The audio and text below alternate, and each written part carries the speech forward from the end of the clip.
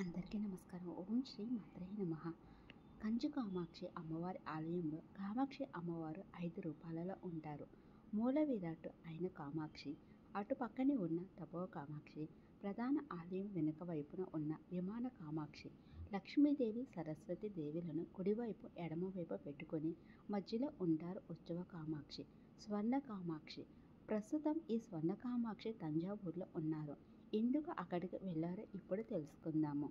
ఒకప్పుడు దండయాత్ర బారి నుండి కాపాడడానికి ఈ ఆలయంలో ఉన్న అర్చకులు ఆ స్వర్ణమయంతో చేసిన కామాక్షి విగ్రహాన్ని కాంచీపురం నుండి తంజావూరు తీసుకుని దాచారు. కొంతకాలం తర్వాత అమ్మవారు అక్కడే ఉండడానికి కొన్ని సంకేతాలు ఇచ్చారు.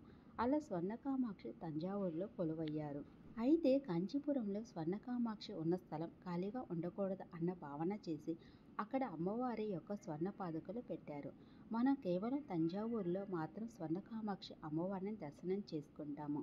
తంజావూరులో కొలువైన బృహదీశ్వర స్వామి ఆలయ దర్శనం చేసుకున్నాక ఈ స్వర్ణ కామాక్షి ఆలయానికి వెళ్తారు. సాధారణంగా కామాక్షి అమ్మవారు కూర్చున్న భంగిమలో ఉంటారు. ఇక్కడ తంజావూరులో నిల్చుని ఉన్న భంగిమలో దర్శనం ఇస్తారు స్వర్ణ కామాక్షి అమ్మవారు. ఈ వీడియో మీకు నచ్చితే లైక్ చేయండి, షేర్ చేయండి. ఓం శ్రీ మాత్రేయ నమః.